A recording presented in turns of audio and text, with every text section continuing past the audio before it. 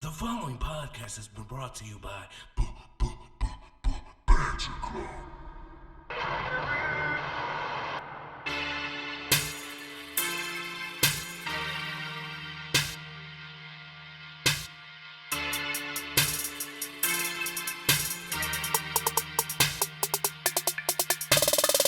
Porn and goodies, everybody. Shucky ducky quack quack. Oh, dog. Porn and goodies. And it goes a little song like this. Ladies and gentlemen, boys and girls, children of all ages, Banter Club proudly brings to you. It is our marquee show. It is that time of the week again. Yes, ladies and gentlemen, it is time for the Wednesday night war. My war.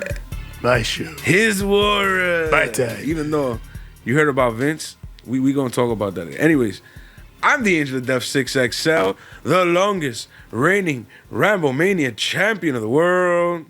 And joining me as always, It would be I, your former three-time, count it, 1, 2, 3-time Ramblemania Yes. champion of this and any other world, TJ the Great. TJ the Great. And unlike Hazel, we have defended our championships like fucking goats. Yeah. I was once the longest reigning champion. And when I was the Yes. longest reigning champion, I defended it damn near every month. Yes.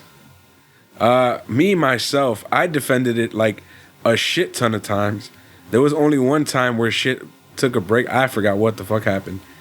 But then when we came back, it was just like, I still defended my shit. Yeah. So it's like, bruh, you've been chilling on that belt for shit since like around Mania time? Around that time, yeah. God damn, bro, what are you doing?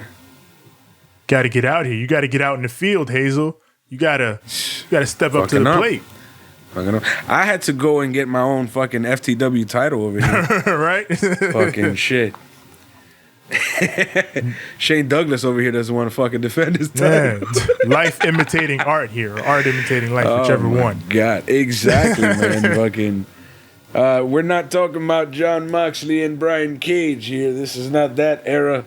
We are from an era a little older than that. Yes, little more extreme, if you will. A little bit more championship. If you will. And a lot more Wrestling. That's on the marquee, as Maxwell said. We're here to talk about wrestling.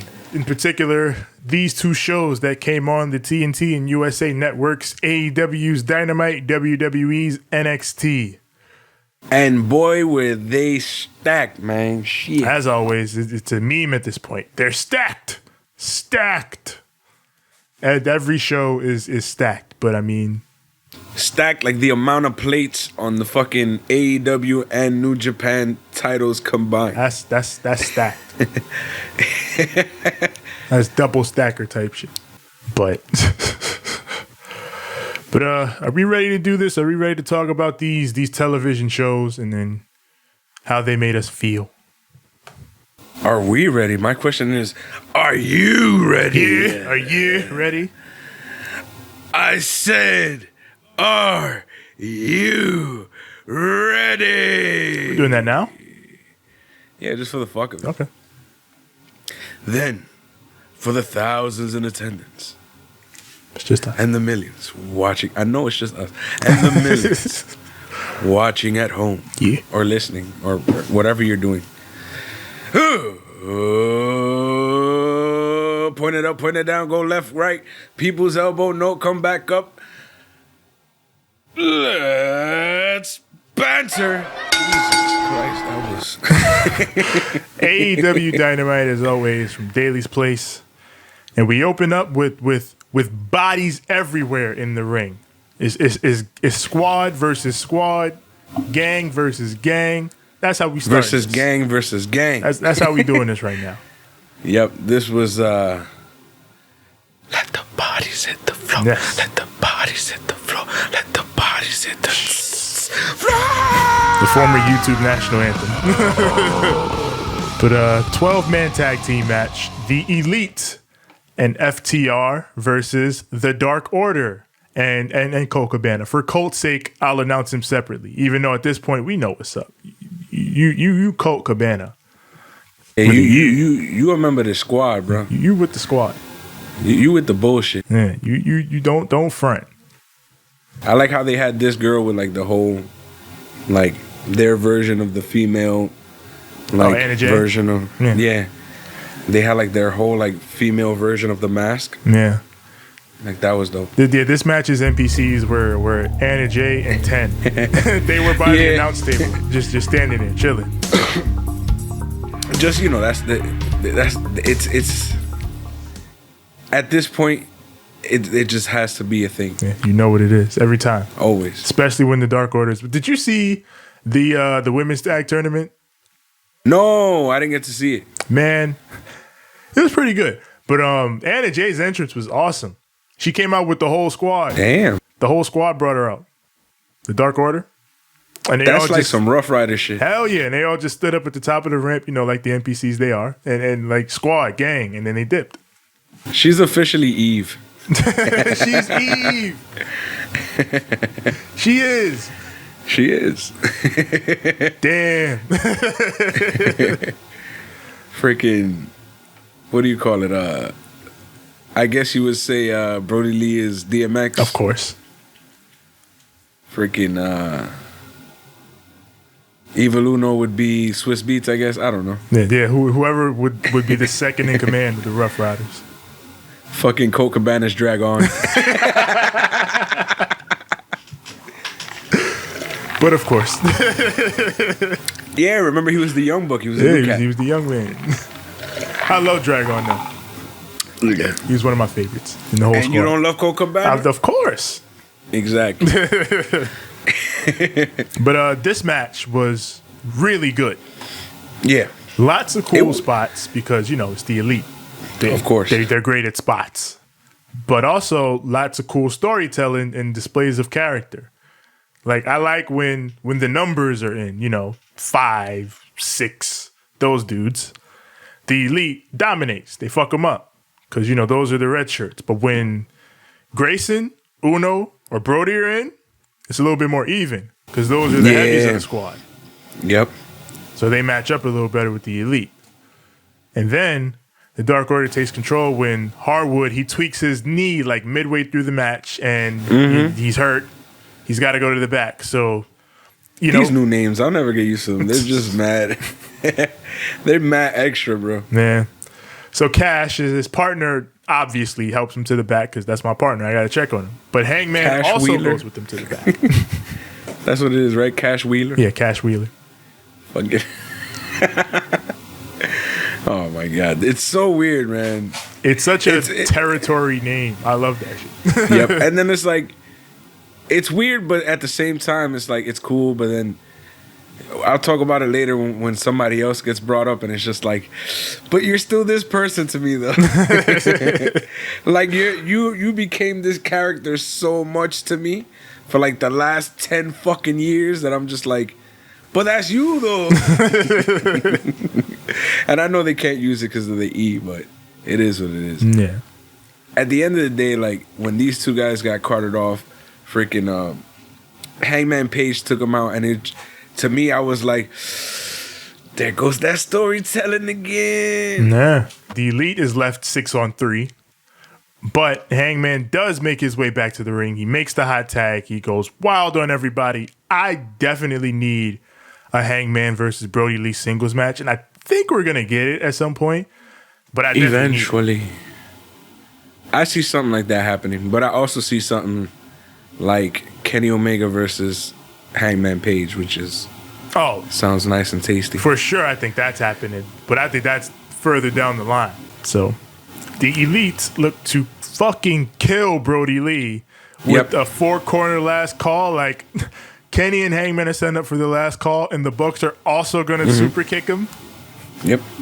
But the squad saves their leader.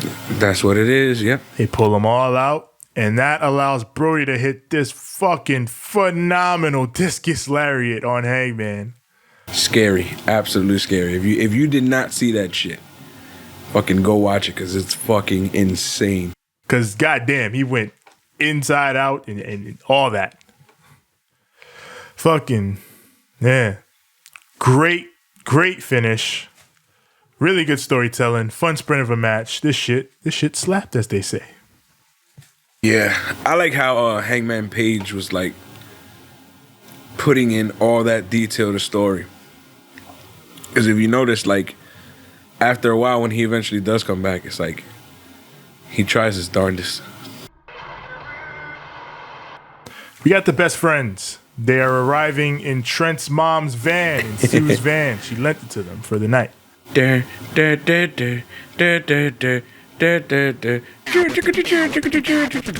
friends. You know how that go. Yeah.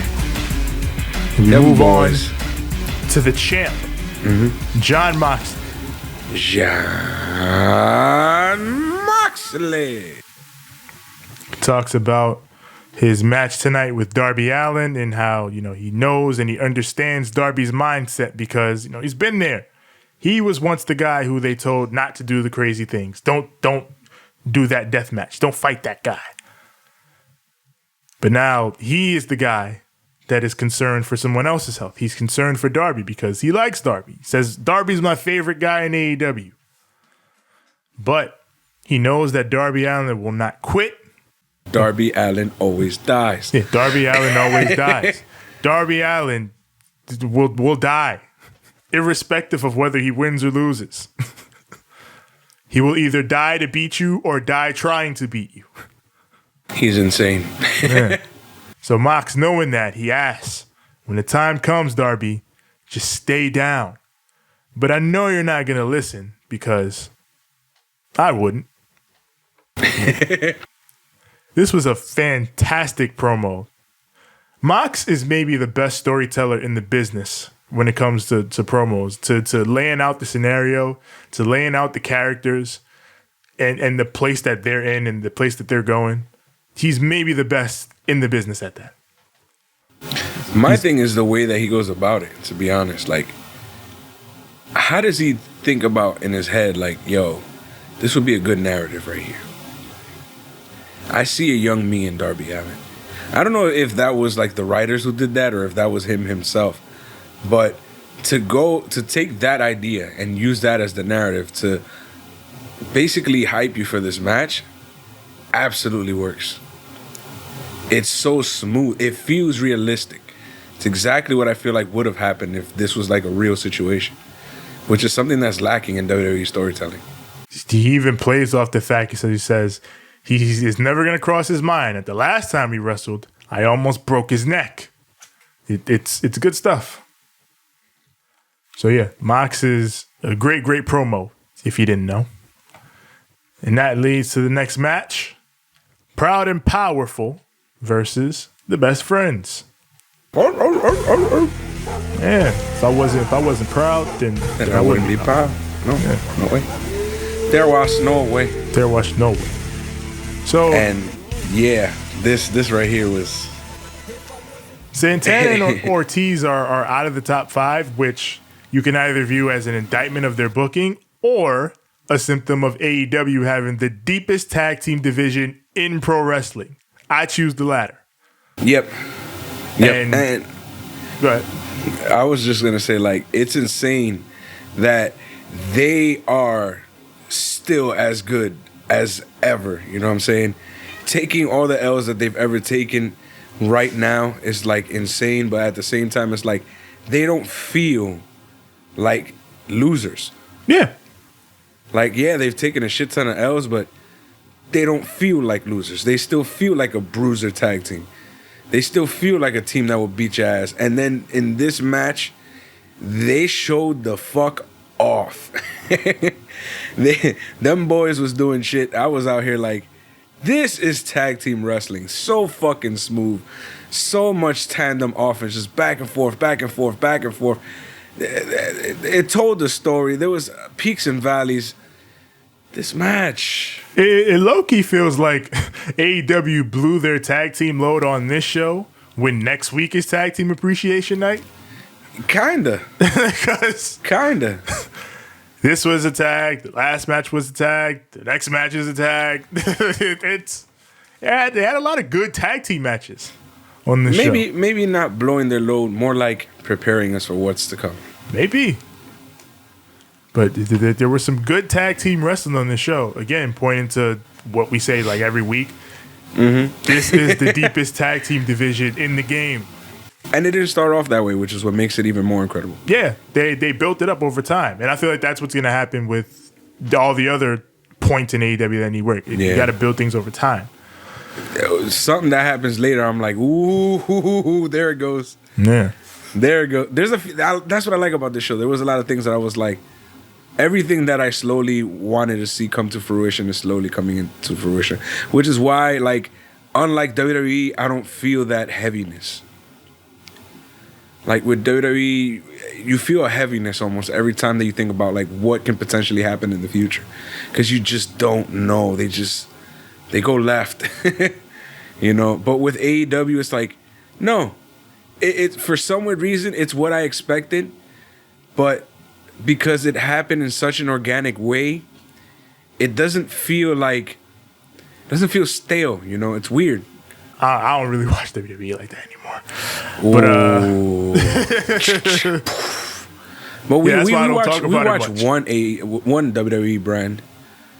Yeah, I mean, I watch NXT obviously, but like the other ones, that's why I don't talk about them much anymore, because I don't really. See, I do, just because I just want to keep in touch with what's going on around, you know, the product and the main product, whether we like it or not. They are the main product, you know. They're the big show in town, you know, and they're the Paul White. Exactly. So we have to watch what they're doing as well, because that goes to a broader audience, you know. There's people who still don't know like what channel AEW is on. They're always like, yo, I always want to catch it, but I like, what channel is it on? What time? When? I'm like, Wednesdays at 8, Wednesdays at 8, Wednesdays at 8. Yo, that's what's up. And then they bump into me later and they're like, yo, that shit is fire, bro. So it's like, tell your friends, get the word out there, please. Yeah. Because they're doing some shit. It's growing. Yeah. It's a growing brand. But this match, again, a very good match, showcases, you know, how deep this tag team division is. The Best Friends get the win via an inside cradle. P&P are pissed off. Yeah. And this will not be the last we see of them tonight. We've got an update on the MJF 2020 campaign. Oh, Lord. Him generally being an asshole to all his staffers, including, you know, that girl from last week he had, who he demands once again, smile or don't talk at all. Such an asshole, douchebag guy thing to say. He's gonna get his ass whooped, which I'm ready for. He's like, update me on the polls, and somehow he's leading the polls, 51 million votes to 0. I don't know who these 51 million people are that voted for Jeff and what he's got going on, but I feel like there's some chicanery afoot. Well, according to the internet, I believe it. Okay. Apparently, a lot of people saw his promo last week and just, and they're all with all the MJF shit. They're like, yo, this motherfucker can talk all this shit. I see him being like a mix between Jericho and Triple H going forward. I definitely think he'll be a fixture at the top of the card, regardless of whether he wins against Moxley or not. I think MJF is here to stay as a top guy in AEW. He is that type of guy, but at the same time, it's just there's so much into him that's just insane about him, because he's just, everything that he does is like, it hurts. It stings. Like, you're just like, you know, he knows how to push your buttons. And I love that about him. He's so good at being the salt of the earth. Saltiest bastard. They ask him, well, what if Darby wins tonight? Because, you know, he's had all this focus on Moxley. Mm-hmm. And he very sarcastically, he's like, oh, it would suck if the 125-pound emo kid won the title. But we got Matthew Hardy, he comes down to the ring. He talks about his decision, to come to AEW and all the things he wanted to do when he arrived. And he says, that while he's had fun, doing all that and bringing the multiverse to everybody, what he really loves about AEW is the fact that, they listen to the fans. I love to listen to the fans. AEW listens to the fans. And the fans want me to be Matthew Hardy, the man who is stronger than death. That's not who I want you to be, but all right. On BTE, the Bucks are like, no. Broken Matt's the most over thing on the show besides the Dark Order. Exactly. So, we disagree, Matt, but we'll let you have it. Because Matt says he wants to help the youth in AEW. He always wanted to do that. He still wants to do that. Mm-hmm. And one of those youthful people that he wanted to help was Sammy Guevara, who he tried to get from under Chris Jericho's wing, but he failed. Yeah, he shunned him. Yeah. And also, Sammy was temporarily deleted for a hot second. Yes. So, says, after Sammy rebuked me and attacked me, I no longer want to help you, Sammy. I want to hurt you. Damn, that word. Yeah. Satan, I rebuke. I rebuke you. Jesus. So, Sammy, he creeps in and he tries to sneak attack Matt, but on some anime shit, Matt is just like, I knew you'd come, and he turns around and they start brawling. It was great. I knew you'd come. Yeah, they start brawling. Sammy posts Matt on the outside and fucking launches a chair at his face. Yeah, that's what fucked him up. Yeah. Matt gets busted wide open by this shit. Muda scale shit. Matt leaking. Soaking wet. Apparently, Sammy got a stern talking to for throwing the chair that hard. Yeah. Which, rightfully so, I guess. And apparently it just skimmed his head. Like, it would have been way, way worse. Yeah. So, sheesh. Sheesh. Credit where it's due. It made the angle that much stronger. Yeah. So, to add injury to injury, Sammy nails a fucking running 450 off the stage on Matt through a table. That was some gangster shit. Off that gangster shit, we go to some more gangster shit. Or in the parking lot, as Santana says, you want to see some real shit? Some real shit? Said real shit being they're destroying Sue's van. Yep. Trent's mom, her van, they're vandalizing it. They busted the windows. They destroyed that poor car, all man. types of fucked up. Tragic shit. They wrote Sue right on the freaking front hood. Crossed it out. Then X'd it out, yeah. I forgot what they wrote on the side. Yeah. They fucked up that whole car. It was on bricks, bro. Yeah, man. Typical hood shit. It was on bricks. Typical hood shit. Yeah. If you ever come to the hood. I think Taz even said it at the end. That's real street stuff from Santana and Ortiz. It is, though. That's the funny shit. It's true. Because, like, if you ever been to the wrong neighborhood, and you end up with, like, your car in a situation where you can't put it in a garage or some shit, that might be a problem in certain blocks, because you might end up with your shit on cinder blocks, on bricks, smashed windows, no radio. So up next, The Dark Order. This time, Silver and Reynolds. Yes. Taking on Matt Cardona and Cody.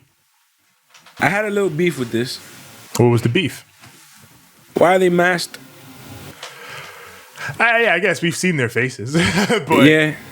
I don't know. I guess Brody, like, I gotta wrestle in these masks because y'all be fucking up all the time.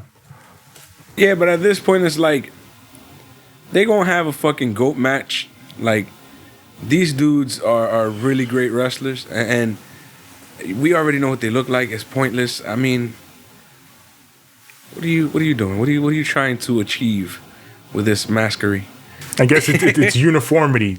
Part of the Dark Order. You down just with the give squad. him a shirt or one of those armband things. They can't put Silver in a shirt. He's jacked. So put him, give him one of those armband gimmicks, like I said. Yeah, you can do that. Like the Nexus and Undisputed Era. And what I thought was funny was on BTE this week, Silver and, did you watch it? No. Well, don't ask me about anything extracurricular. I haven't been, I do the freaking 12-hour shifts, three in a row, and then True. die Wednesday. True. I take your Wednesday, like, don't ask me nothing. Just let me live.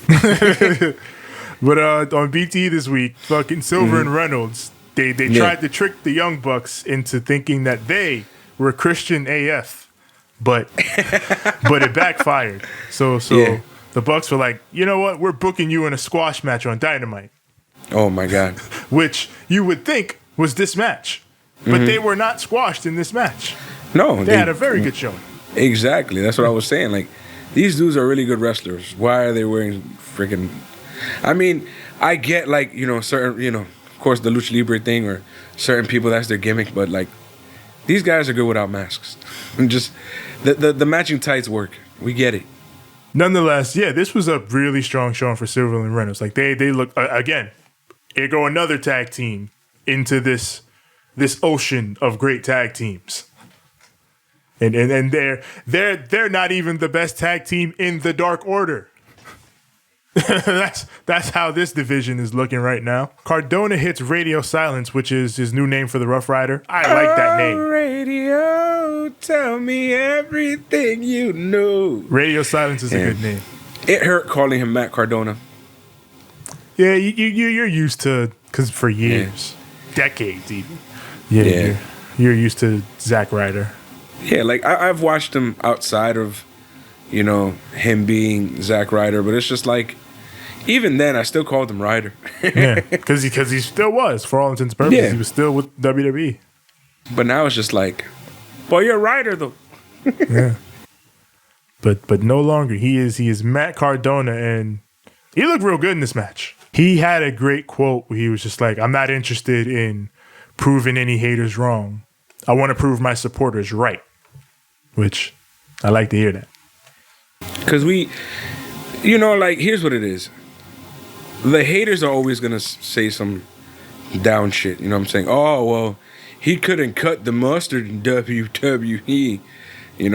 That's usually coming from, like, dickheads or guys who aren't really into the, they just follow the kayfabe sense of shit.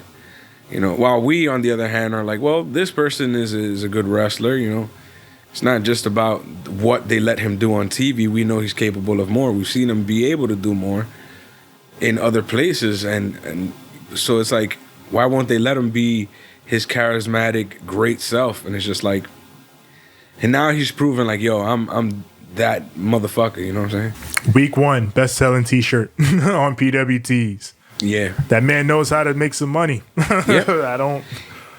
He looks badass, though. Like, the chest hair, the thicker beard. I don't know if he's starting to do that Chavo Guerrero thing with his hair, but his hair looks fuller.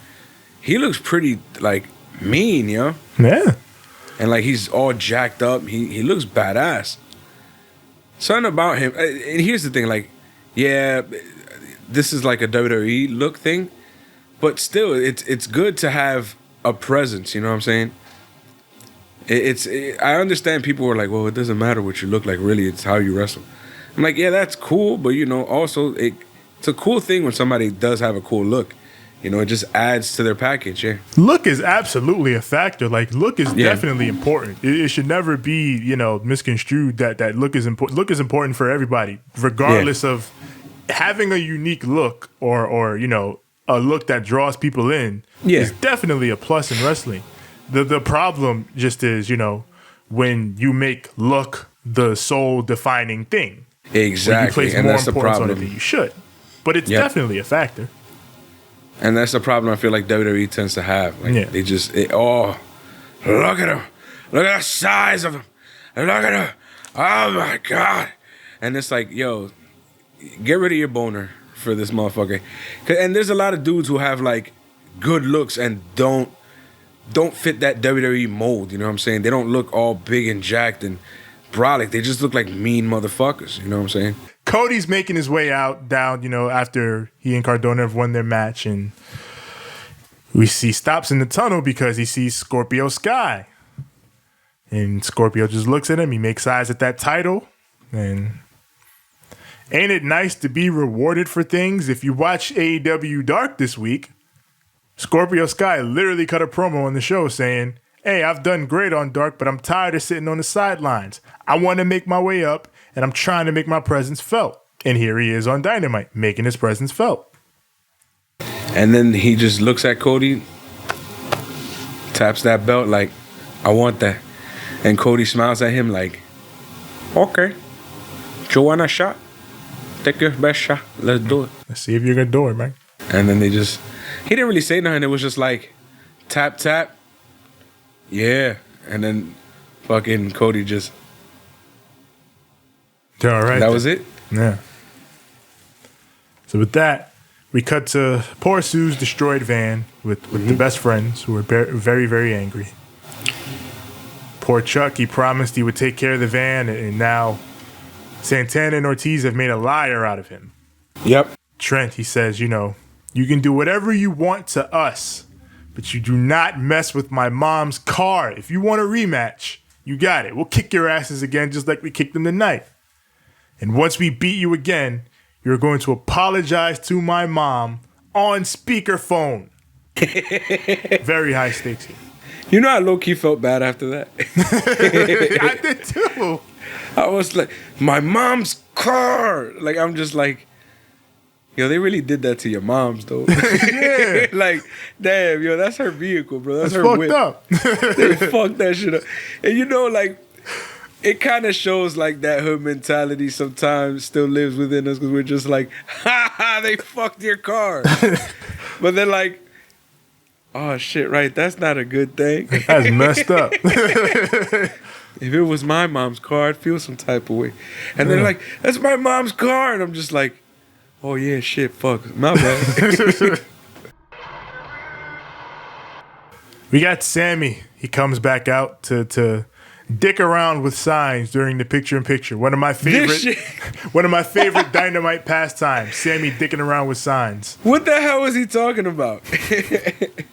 His signs are the demo god, Chris Jericho, is going to defeat Orange Cassidy in this debate because he is a master in the ring. He is a master of the mic. Next card.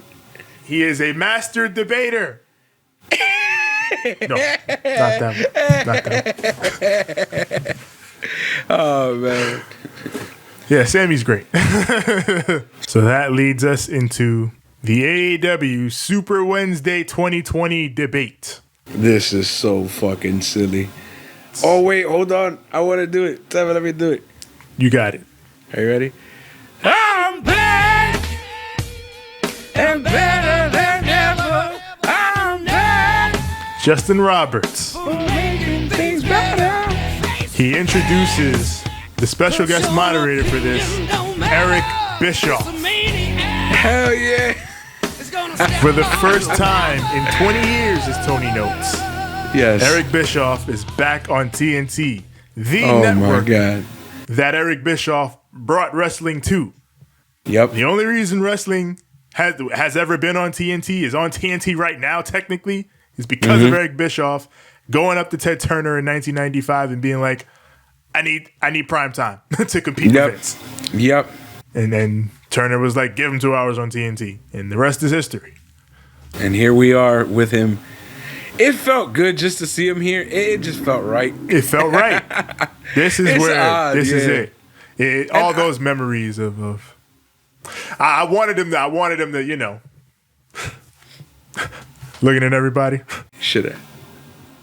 The best. Oh my God, he was all his revenge taunts.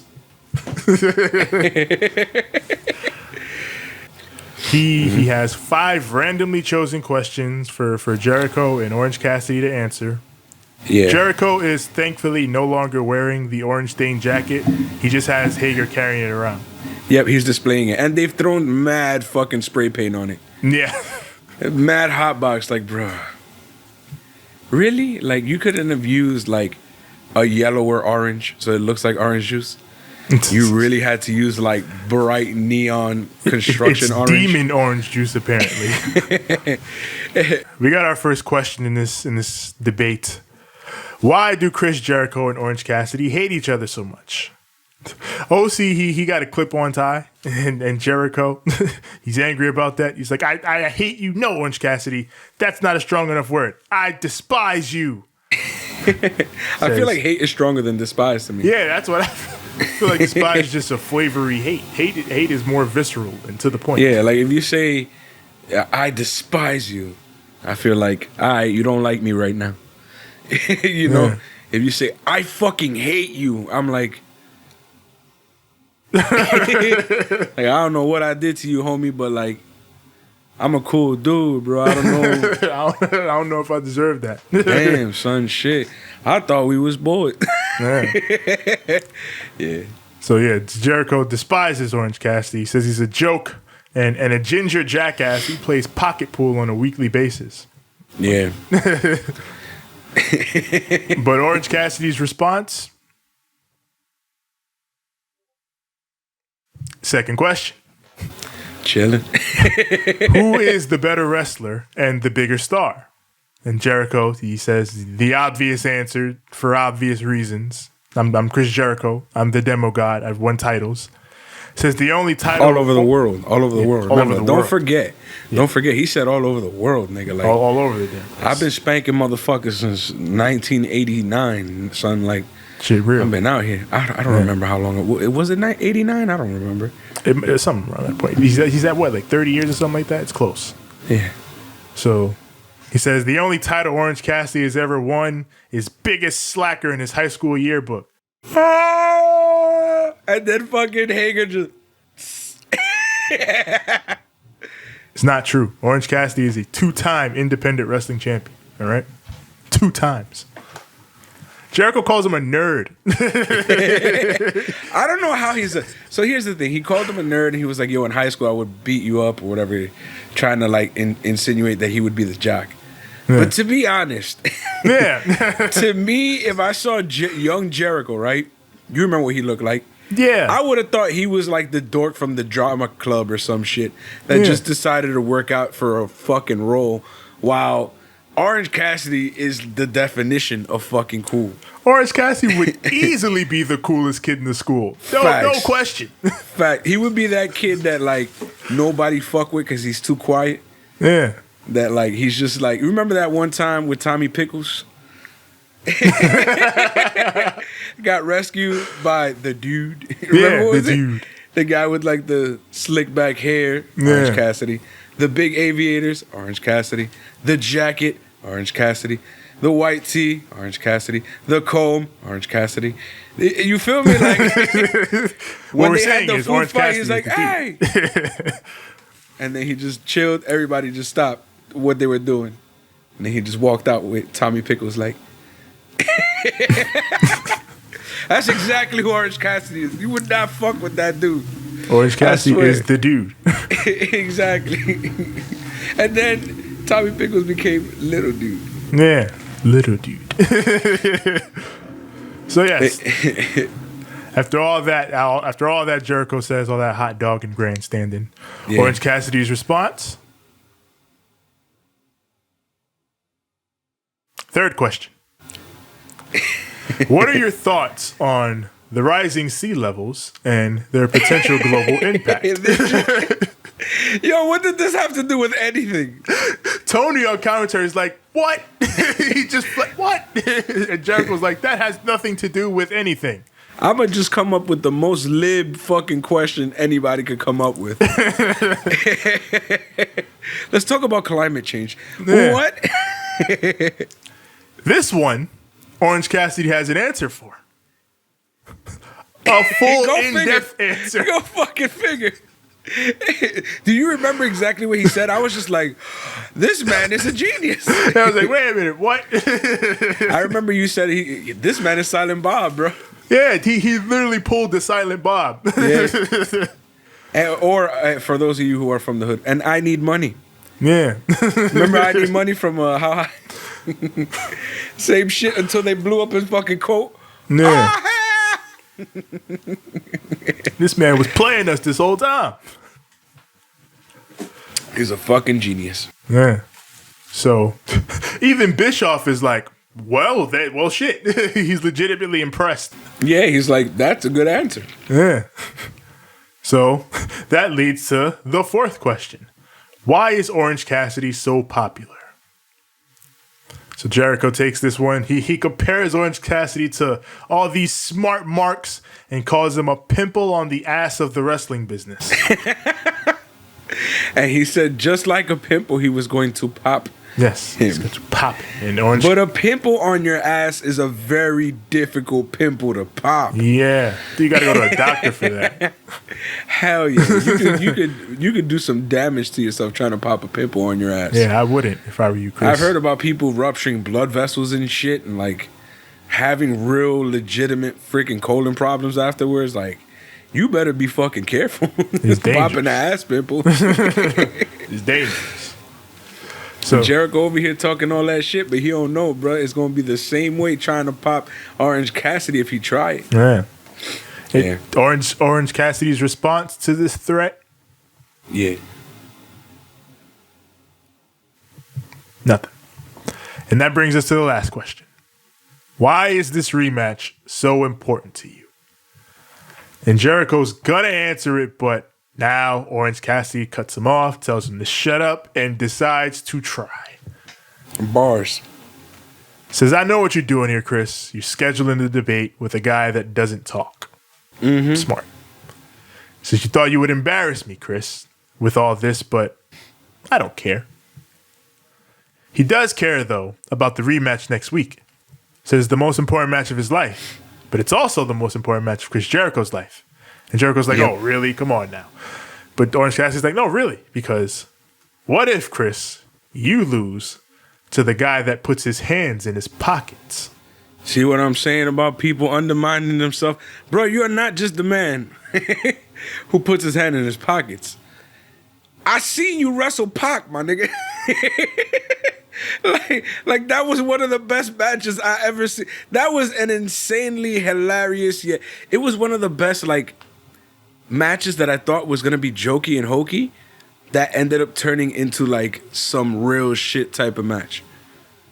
Like, that was dope. That was absolutely awesome. I was just like, yo, stop undermining yourself, brother. You are a star, man. But I get it. In this sense, that's what Jericho's saying. That's what about Jericho him. thinks of him. You're That's what the Jericho guy that thinks of puts him. his hand in his pocket. So what if you lose to the guy that puts his hands in his His pocket? hand in his pockets, yeah. The guy that you always make fun of because this is my character. Yeah. Gotcha. So it works in that sense. So he says, what if you lose to me? He demands that Chris look in his eyes. Look me in the eyes, Chris. Into the eyes of the man that is going to beat you next week. And Jericho is shook. I'm shook. I knew Orange Cassidy could talk, but Yeah. I didn't know he had the promo gear in him. I didn't know he could do that. He cut a promo and a damn good one.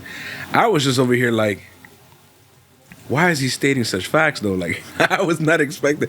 And he didn't like get mad. He didn't like get aggy. He didn't try to like, it wasn't one of those. Like, usually when somebody is a silent character, it takes a lot to break. But he just came out and just answered the questions that meant anything to him. He just answered them and answered them the same way you would in a regular conversation. He was chilling about it. Yeah. It was a real debate version of Orange Cassidy. He spoke right down the middle. He didn't have to yell. He didn't have to scream. He didn't have to holler. Because sometimes when a man has enough power, he can speak very quietly. And everyone will how was it? We'll listen. We'll listen. We'll have to something to listen. I forgot. Yeah. I'll have to look it up again. But you know what I mean. Yeah. Thank you, Jake. But but yeah, it is due to all these things that you just said that Eric Bischoff declares Orange Cassidy the winner of the debate. Yes. And Jericho's like, what? And Bischoff's like, I'm sorry, that global warming thing really got me. And then Jericho's over here like, you know what, Bishop, I hate you. I've hated you for the last 20 years. Fucking Bischoff turns around and says, it's been 24 years. And I know exactly how you feel. Bischoff. Wow. Bischoff. The best. That was good. Bischoff was Bischoff, perfect in man. this. Jericho was perfect in this. Orange Cassidy was perfect in this. Jake Hager was perfect in this. Jake. Yeah, speaking of Jake Hager being good, Yeah. would you like to talk about what happened when this conclusion Yes. happened? Jericho is like, you know what? Whatever. OC, I'm glad you won this debate because I'm going to kick the shit out of you next week. As a matter of fact, I'm going to kick the shit out of you right now. Get him, Jake. And Hager goes and beats down Orange Cassidy.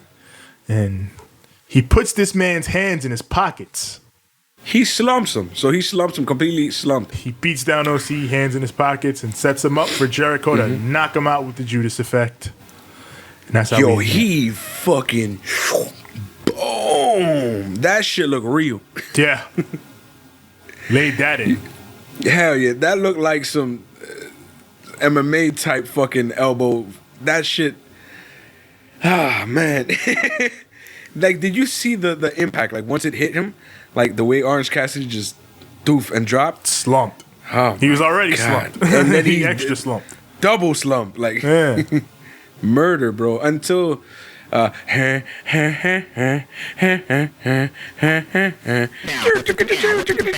Best friend.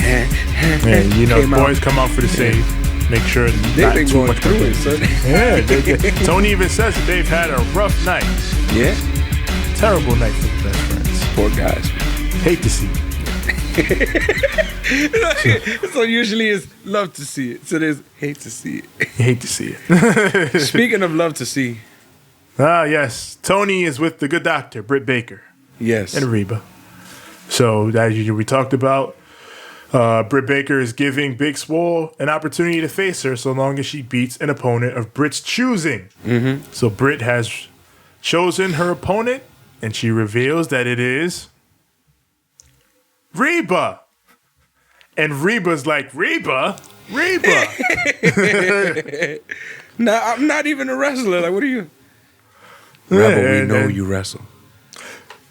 Taz Yeah. points out that she is a wrestler. She's had about 100 matches. She just hasn't been active in AEW. Yeah. I love that they did that. Yep. Instead of just pretending she wasn't a wrestler. And- Because she gets in the ring and like wrestles a little Yep. bit. Like she has a real match. When she does the moonsault, I remember, I forgot if it was Skivon or Taz, but one of them goes, oh, it's coming back to her now. I think it was Taz. Yeah.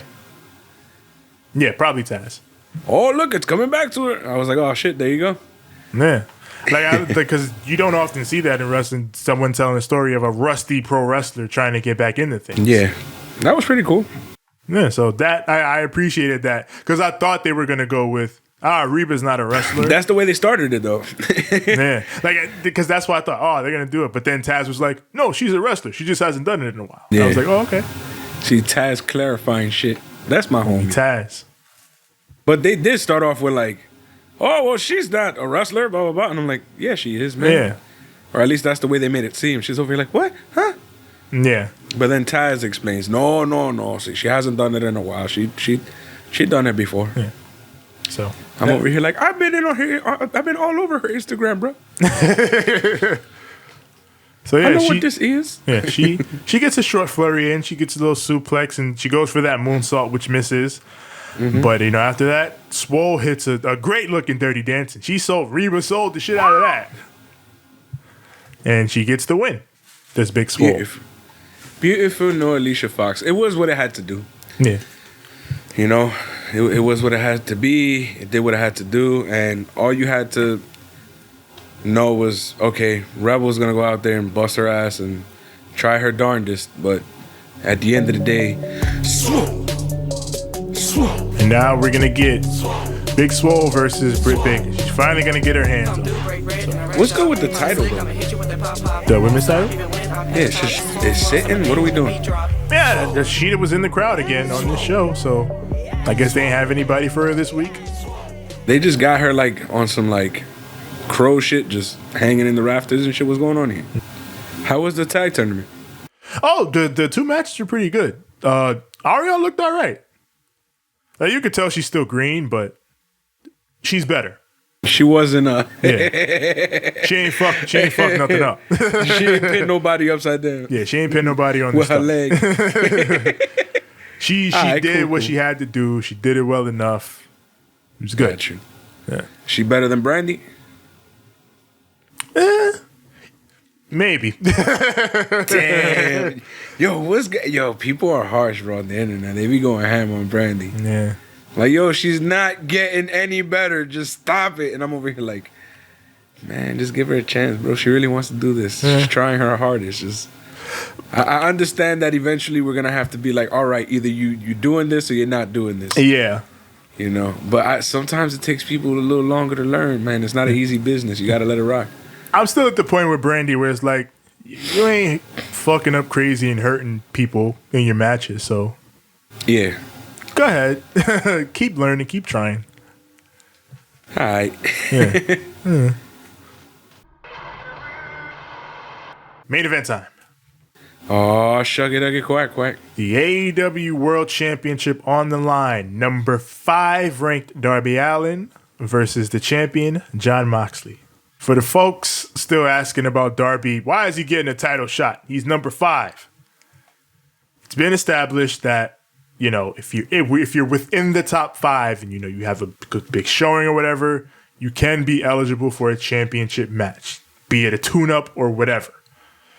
It happens in real sports too. Like in boxing, for instance, the champion doesn't always defend their title against the top contender literally every single time. Sometimes they'll face the number 2 or the number 4 guy in that division, just as, you know, an opportunity or a tune-up or whatever. It happens. It's a real thing. So I get it. It's just it caught me off guard because I'm like, who's number 2? Yeah. But yeah, it is what it is. Yeah, so that's why if you're like, well, if he's number 5, why does he? That's why. If you're within the top 5, you're a contender. Pretty much, Yeah. I guess. It's just the number 1 contender is the one who gets the match at the pay-per-view. Blah, blah. Yeah, at the big show. Yeah, that's how that works. Now, something that I was like, lol, Darby Allin came out in like a Dean Ambrose mask or Jon Moxley mask. Yeah. And what made me laugh is like, I get it. You see yourself in me. So it's like, lol. And then like, but when Moxley fucking got to that ring, he was like, this ain't no fucking place for jokes. He just rips the freaking mask off his face. Think I'm playing with you, man. This shit real out here. I'm gonna whoop your ass. The groundwork was laid for this match with Mox's promo, and my goodness, did they ever deliver? Yep. With Darby literally willing to put his body through anything to win, and Mox just wanting to beat him before he has to take it too far. Like, yeah, so many points in this match where Mox just puts him in a chin lock or a headlock or a submission. And in other circumstances, that may feel like a wrestle, but here it's because he's like, yo, calm the fuck down. I got to beat you before I got to kill you. It was Hercules versus Zeus. It was father and son. Yeah. It was really good storytelling. For my money, this is the best AEW title match ever. Wow. It's that good. That good. There was a point in time where I thought Darby was going to die. There was a few times in this match where I thought Darby was going to die. Because there's a point in time where he just like launched him from like the stage to the freaking that corner turnbuckle that was like right across from it. Yeah, and Darby just, because he's crazy, he took the right fucking bump, bro. Fucking sadistic bastard. And Mox even looks at him like, the fuck is wrong with you? Just stop this shit. You're gonna end up all fucked like me. Yeah. And it's crazy because there was a few times where he like put him in like some type of chokehold, and like Darby would go full limp, and he would look like he looked about as bad as freaking Orange Cassidy did. It was scary. Yeah. And I was like, oh, he's slumped, bro. And Mox is just like, stay down, go to sleep, stay down. There was a point where he popped his fucking finger out, Mox. Yeah, because Darby flipped him off. Because Mox is like, yo, just quit. And Darby's just like, no. So Mox just grabs his fingers and... Bah! Yeah. So... creepy. Wardlow. He comes down to the ring. Fucking wide load. But Rick Knox is here to like, you're not fucking running in on this match, sir. But from behind, goddamn MJF runs in and cracks Moxley with the belt, busts him open. Darby follows up off that with the coffin fucking drop. Yep. For a 1-2-2.9. This was fucking 2.9999. 999. Fucking Mox got his shoulder up at the absolute last moment. That was a near fall. Jesus Christ, I bought it. Facts. I bit for like that split moment. I was like, what the fuck? Darby's gonna win? Yeah, no, that's the thing. That's the thing about this match. Like, it's rare when you watch a match that you feel like, nah, that's not gonna happen. It's Mox, you know what I'm saying? Yeah. And then you're like, oh, this shit might actually happen for a second. I love when they do shit like that, and you actually, the storytelling is so good that you actually almost believe it. Yeah. So it's like, oh, but you know, something inside of me was like, that's not gonna happen. Yeah. You know what I'm saying? Like, part of me was like, no, because it's freaking Jon Moxley. But I understand why it happened, and I understand why Jeff would go about it that way. Of course he's going to want Darby Allin. Darby Allin is, unfortunately, a lot smaller than Jeff, and Jeff is not that big compared to Jon Moxley, who's damn near Wardlow's height. So, so it was a scary situation, and it's like, well, son, it ain't over yet. Yeah. So Darby, he goes for a second coffin drop, but Mox catches him in the rear naked and... Sad. Go to sleep, Darby. Go to sleep. But Darby will not go to sleep. So Mox drops him with the Gotch pile driver. And that gets a 2.9. Fucking Darby kicks out at the very end. Mm-hmm. And now Mox is pissed because he's like, motherfucker, why did you kick out of that? Why didn't you just stay down? Now I gotta kill you. I don't want to murder you. You're my son. But I gotta murder you. But if you don't let me win this match, I'm going to have to. So Mox knows what he's got to do. Picks Darby up. Lifts him with the... Man, this is the goddamn Death Rider DDT. Yep. This ain't the Paradigm Shift. This is the shit he used in New Japan. Yep. Elevated. That mean shit, yeah. Paradigm Shift. Death Rider DDT. Gets gross. the win. That was gross, man. It just, ugh. And then he, like, kind of hugged him a bit, like, why? Fuck. You idiot. Why'd you make me do this to you? And then he prays in the fucking, he goes to the corner, he just like, fuck did I just do? God, please forgive me. And then, like, he just punches the turnbuckle. He gets real upset. Then at the end, he goes and grabs him and hugs him like, fuck. And he just tries to, like, bring him back to life. Like, why you made me do this? You my son. Yeah. But yeah, it was all love after that. Yeah, well, then... not all love, because if you look at the screen on the side, you know what I'm saying, you would notice that your boys, you know, a wide load and Jeff are over here like, what the flying fuck? This is bullshit. Very because upset. Jeff was expecting, I'm going to fight the smaller guy and, you know, it'll give me better chances to win the title. Nah, bruh.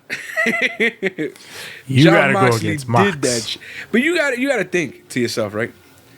This man destroyed Ricky Tiki Tok and Brian Cage and Taz, son. This nigga ain't about these games, bruh. He out here murdering everybody they put in his path, son. You ain't about to stop Jon Moxley. Hell no, not today, not tomorrow, not anytime soon, bruh. It's gonna take some real shit to stop that, man.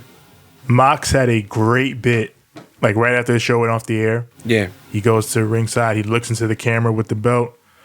He's like, I fought a kid with a lot of heart in there tonight. And you know, I don't know entirely what happened. It's still running through my head, but I got a pretty good idea. There's a kid out there with no heart. Oh. And even if he had one, it stops beating real soon. Ooh. He's a dead man. I felt that shit. That's a fight on my block. You're fucking dead, Jeff. I felt that shit. That's the kind of threat you hear OG say. Like that. That's not a this beef type of This is I'm about to kill a motherfucker. This shit about to get real. This show was excellent. it led perfectly into what should hopefully be another excellent show next week, continuing to build to All Out. But that will take us into our next show, which we'll hit you with right after this break. Shit. And now, it's time. It's time for the Warren. My Warren. My show. My time. What is it? It's my time. It's my time. It's time. It's all that good shit. It's NXT.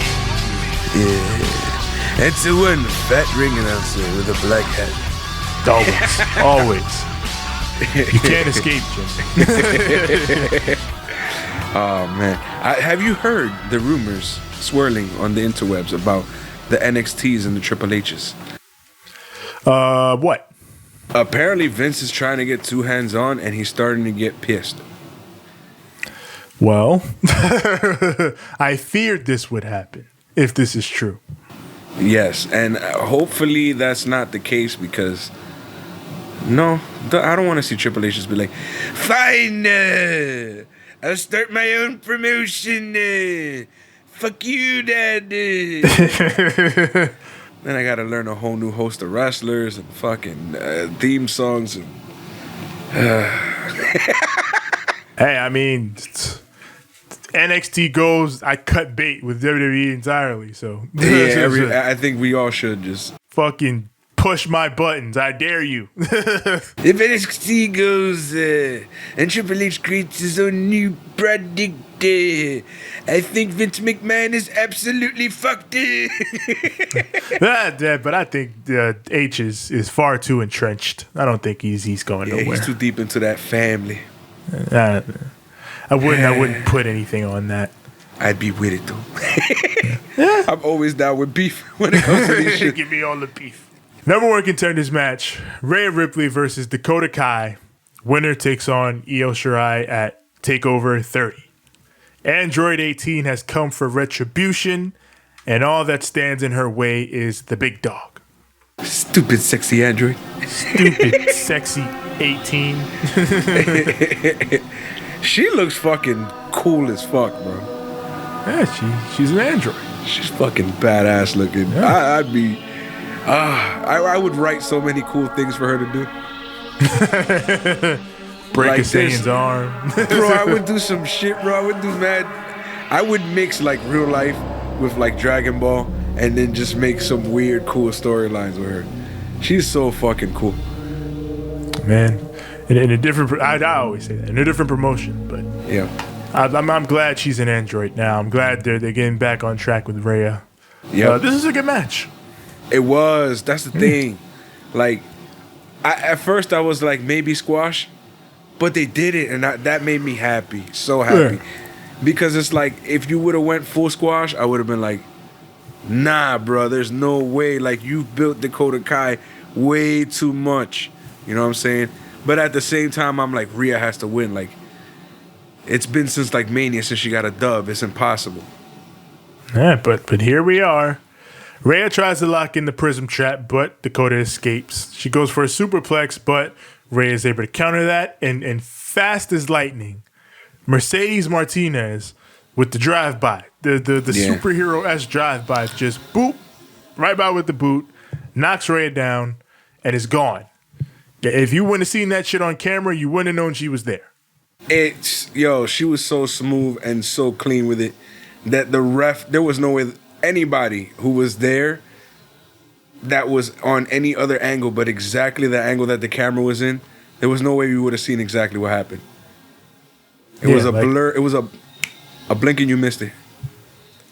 And that leads to Dakota hitting the GTK, and she pins Rhea and cements her spot as the number one contender for Io Shirai's championship. Wow. So the big dog is getting her shot. See what I'm saying? She still looks big. Yeah, she's the big dog. It's exactly what you wanted to happen because you built her up way too far now.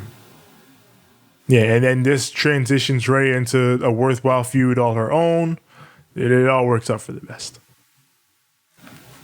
So, you know, Robert Stone would get the last laugh, it would seem. Yep. Mercedes, she hits the ring again and drops Rhea with the air raid crash God. in the post-match. Savagery. So beyond that, guess who's here? Pat McAfee. Ah, fuck. He's going to be on commentary later. His first time on WWE television following, you know, his big blow up with Adam Cole on his show. So, Yeah. we'll see how that goes. I feel like I don't want you on my TV, fam. I don't like you at all, fam.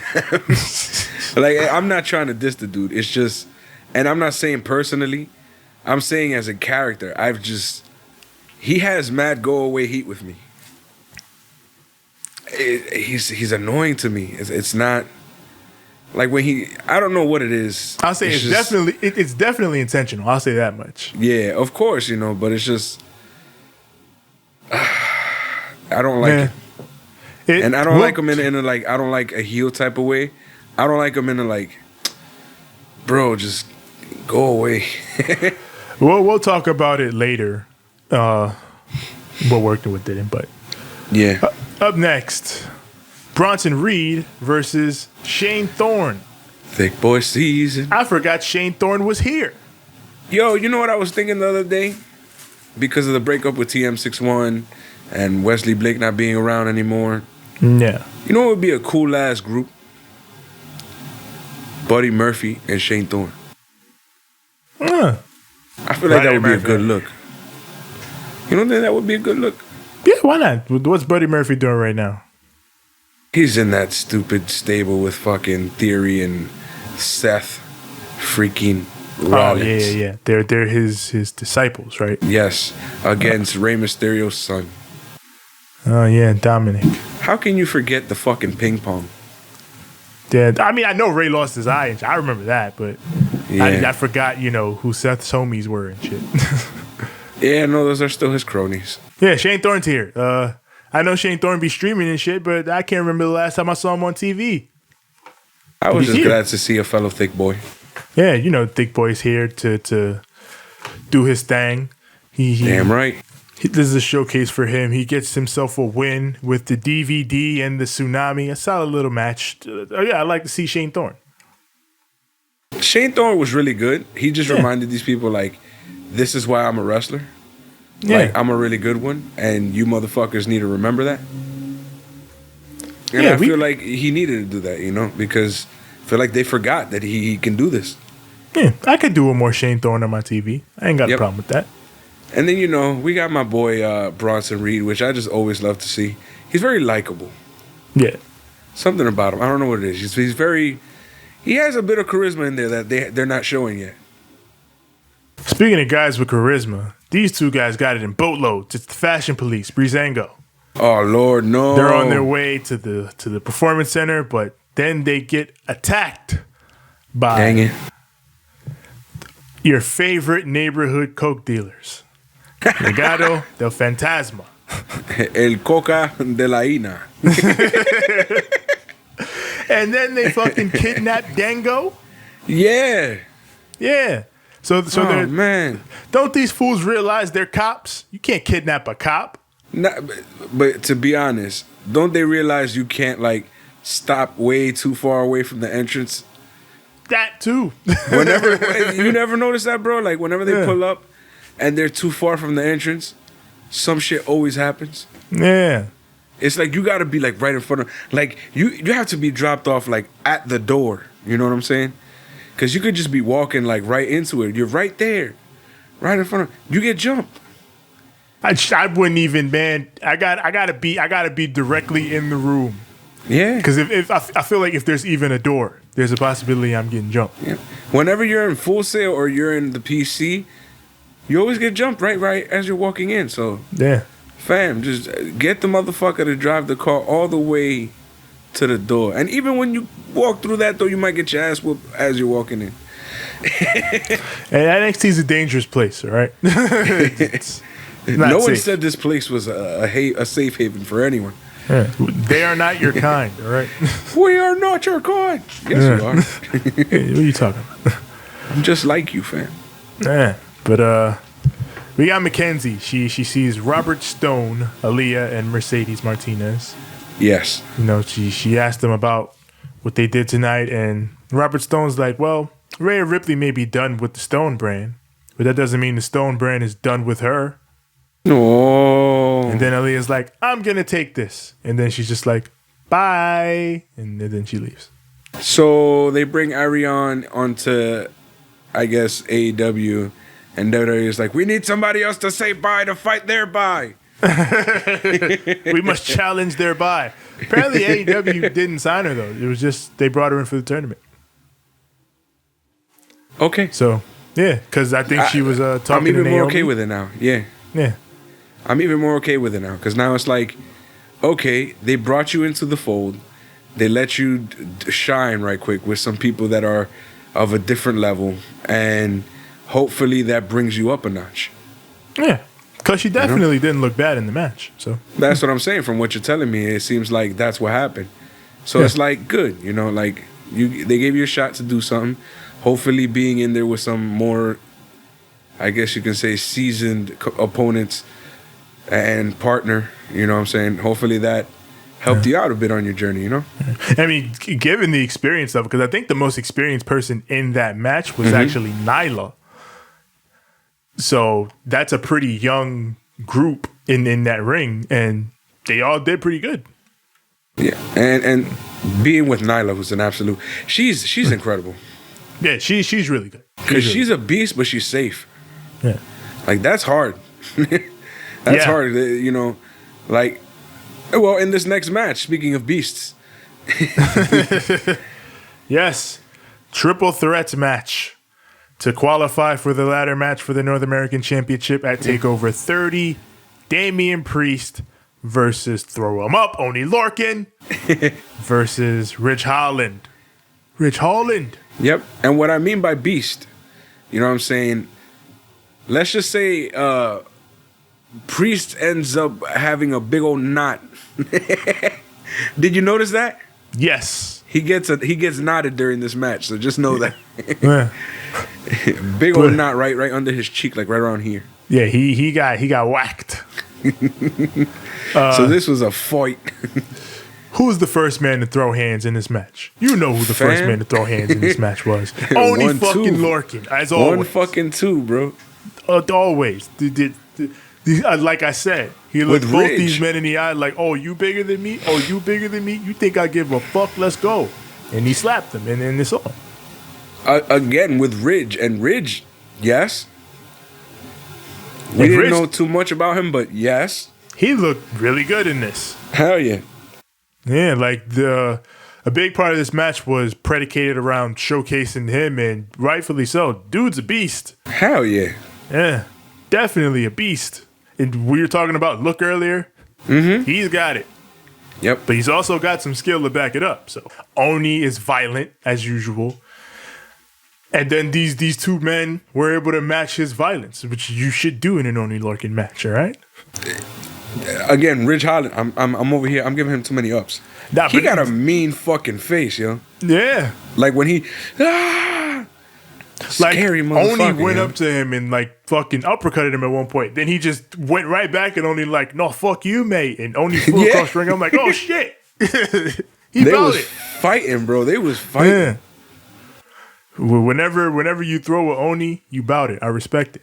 And we're not talking too much about our boy Punishment, aka Damian Priest, but he was in here murdering motherfuckers. Yes, and I mean ultimately leading down to it, he gets the win with the reckoning. He will advance to the ladder match at TakeOver, and I'd say rightfully so. He almost didn't because fucking Oney kept catching his ass. I don't know how.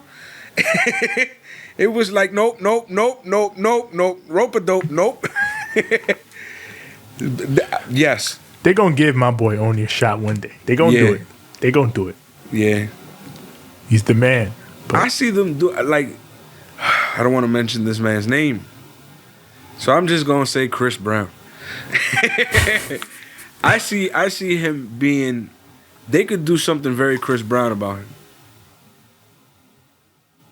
Well, You know what I mean by that? no. Somebody else with that same initial. Give it a second. We can't name him. Oh, okay. Yeah, okay. No, you I get got it? you. All right. I got you. I see got them you. doing something. For those of you who are out there, I think you know exactly what I'm talking about. Yeah. Yeah. Hopefully you got it faster than I did. But Yeah. What was it? Who was it they replaced him with in WrestleMania? Stevie Richards, right? Was it Stevie Richards? Yeah. That was weird, man.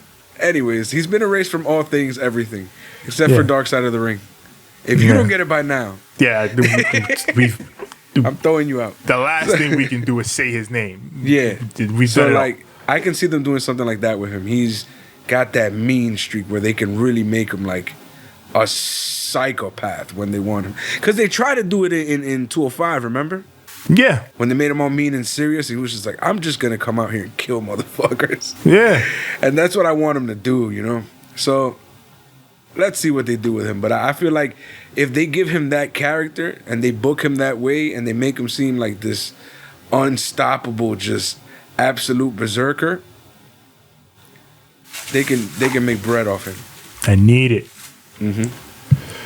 So up next, NXT champion in action, Keith Lee takes on Cameron Grimes. I like this. This was a cute little story of Keith Lee just pissed off and Cameron Grimes trying to blitz him as quick as he can before Keith Lee just ends him because he knows it's coming. This motherfucker's gonna kill me if I don't put him down first and get out of here. This was a bit of a murder, though. It was. Like, it looked cool. It looked good at first because, you know, our boy Trevor Lee, he looked like he was putting in some work, but Keith Lee is not to be fucked with. No, he starts short arm lariating Grimes to death. 1, 2, 3, 4, and then he just fucking spirit bomb, gets the win for Keith Lee. That's it. Cameron Grimes is dead. He needs to stop stapling people with that damn spirit bomb. Like, he holds them down. Like, that must... Because then after that, your whole entire body vibrates, son. Yeah. Like, you know, when you bounce up, you know, you get that ricochet up. Like, it gives you a chance to, like, disperse all that energy. But when you hold the motherfucker, that shit just vibrates through your body and hurts even more. So it's like, Keith, just for the love of God, just stop killing motherfuckers. Relax. You're the champion. You're supposed to be a role model, son. Right. And then leave the murder to the man who's going to talk to you. Yes. Cross appears on the screen in the back carrying Cross. Now, I know you find it a bit hokey, but the fact that they didn't have Scarlett come out. Oh, no, I'm glad they didn't do that. Yeah, the fact that they didn't have her come out and they still did the gimmick, but I feel like it worked this time. It looked mean. Yeah, I liked it better this time. Yeah. And especially considering, you know, it's not him shrouded in darkness. Like, he's in the back. Yeah. And he's killed some people. Yes. So, and he's like, you know, you have not answered my challenge, Keith Lee. I haven't seen William Regal since I signed. And that's because William Regal's quarantining, bro. He's at home. Now, here's the thing that bothers me, though. You can't make it seem like Keith Lee's not the one trying to pop. Keith Lee is trying to pop. This is my problem with it now. Yeah, it's Regal the one who got to accept the situation. Yeah. Because Keith Lee's with the shits. Which is why I'm like, he's not dodging you. This is my beef, the same beef that I had with the FTW title. It's not that the motherfucker ain't defending the shit. It's just weird storytelling. Yeah, and it's like I didn't hate this segment until I liked it. So this is just like a small complaint, but like I don't understand what's supposed to be happening here. So Cross wants a title shot. Yes. And Keith Lee is fine giving him that title shot because he wants to fight him now. Like you killed my boy, you can have your title shot. Let's fight. Yes. But now Cross is still acting like you won't give me my title shot. Yes. Give me my title shot or I'll kill more people. But Keith Lee been like, you can have it. Just show up. I guess, on TV and hash it out. That's what's happening. It's weird. It's like Regal has to decide, and it's like, Regal, just do it. Yeah, just send in a quick Zoom real quick, Regal. Yeah. It will happen at TakeOver. It's going to be Triple H. Triple H. versus Humanga. And then we're going to have K-Fly. Why he say it like it's loose leaf? K-Fly. Versus Karrion Kross. Brolic ass accent. So speaking of Regal, he's here to announce that, unfortunately, Dexter Lumis was injured in his triple threat match last week and is now out of TakeOver. He's not medically cleared to compete, so he must be replaced. And Regal says, what I will do is pit the men who weren't pinned in their respective triple threat matches against each other in singles matches. And the winner of those matches will get the final 2 spots in the ladder match at TakeOver. Hey, Lumi. I think there's somebody by the name of Lumi D who has some choice words for you.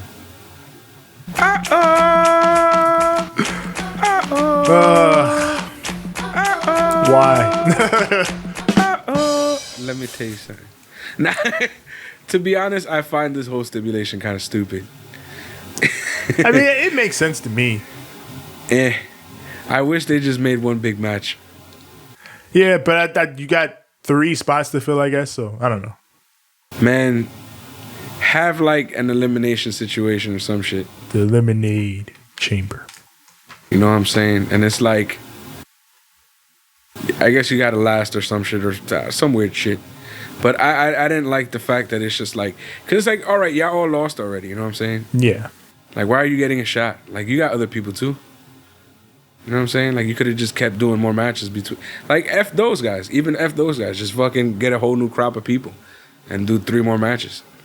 Yeah, that's what I kind of thought they were going to do. Like, all right, well, now since as the spot has opened up, he'll be these 2 new guys that weren't in it before. But I don't know. Yeah, like, I don't know. What is Isaiah Swerve Scott doing? Well, you know what he's doing. He trying to get the cocaine out the neighborhood.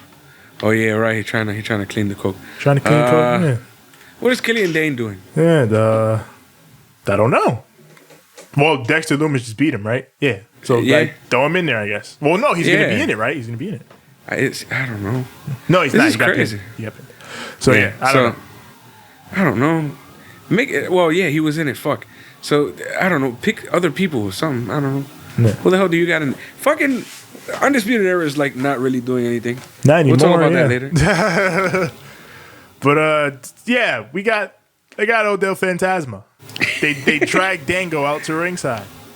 Yeah. And Escobar, he chides Breezango for playing dress up and mocking the Lucha Libre culture at the Great American Bash when they dressed up as Los Conquistadors. It's like, how dare you? So Breeze comes out for the save, but he gets taken out as well. And yeah. So Escobar, he decides to speak to Isaiah Swerve Scott. He says, "You speak my name again, and this will be your future." This being the dead bodies of Breezango. Put some respect on my name. Put some respect on my name. Don't play with me. Don't play with me, young man. Oh, man. I feel like this actually now make them feel like something. Yeah. I feel like they didn't really feel like they were just like kind of like doing stupid shit. But I feel like this time now they feel like something. Man. Like from the beginning, Escobar's a good promo. Yeah. It's just they just need to give him something real to do. And now I guess he has something real to do. He has a feud. So, yeah. Yep. And, you know, his henchmen actually feel like henchmen now because they beat people up. Yeah, he's giving them orders and shit. Yeah, it's good. It's working. Dark Order shit, you know what I'm saying? Yeah, join the Dark Order. Dude, that's the squad right now. If I had to pick like the group whose stock is all the way up right now, Dark Order is the squad. Didn't they say it though? Yeah. They said it off rip. Yo, Dark Order's gonna be some shit. I can imagine, you know, the conversation with Tony Khan and the Bucks and Cody, like, you gonna hit this? Yo, you know what be some shit? Yo, we take Evil Uno. And, you know, the whole idea of you know, the Super Smash Bros. And then we turn it to a fucking cult or some Bray Wyatt shit. That shit would be fucking crazy. Damn, yo, but we gotta get somebody real to be this exalted one, nigga. A few months later. Vince let go of who? From the Wyatt family? Oh, word. Oh, there's gonna be some shit. I'm done. I'm sorry. The Young Bucks are straight edge, by the way. I think Cody is too. I don't know what it is. It's something about writers. To be in my head, writers are just all like, so look, I have this idea. The entire elite sans Hangman is straight edge. We get a video journey of Undisputed Era's rise to the top. As the unit started with Cole's debut, the squad forming, and what I really liked about this is how it started with Imperium's music. Yeah. All with Undisputed Era highlights. I like that. It was mean, bro. It took me back to one of my favorite Undisputed Era things, how they troll their opposition with their video packages. Because for whatever reason, Kyle O'Reilly is the greatest video editor of all time. Facts. It always looks like some movie or some shit. Yeah. I don't know how Kyle does this on such short notice, but He just be chilling in his... Yo, I'm telling you, he got a dude that's really smooth with the hands, you know what I'm saying? And he just fixes the focus on it and makes sure it looks good. And then like he just gets a few shots and he don't even get that many. It looked like a lot because of the way that they edited the situation, but he just zoom them in and make them look good, you know what I'm saying? That's what he does. We had Damian Priest being interviewed on his thoughts heading into TakeOver. He promises he will win the North American Championship, but homie Bronson Reed sees him. He calls over to him. Yeah. Say, hey, good luck, homie. He was dead ass way in the back like, yeah. Yeah. So Damian Priest, he goes over to him like, hey, I just want to let you know, I got respect for you, but at TakeOver, I'm winning this title. It's not going to be no fluke, a situation like that. And then Bronson Reed takes offense to that, like, oh, a fluke you think that was. He's like, hey, and if you've got a problem, we could always go one-on-one to settle it. Oh. And then if you got a problem, yo, I'll solve it. Yeah, basically. And the match is set for next week. Bronson Reed versus Damian Priest. I like how he did it like, oh, you want to talk shit? Yo, so pop then. All right, we gonna pop next week. Word. That was the end of that. Yeah. What's good with my reenactments today? What's going on? Everyone's a stoned asshole for no reason. So that brings us to the next match. Pat McAfee has joined the commentary table. And he promises, me and Adam Cole are cool. We patched everything up. We spoke about it. It's good. We're all right. Mm-hmm. He keeps saying that. So Tegan Knox versus Indy Hartwell. Oh, snap.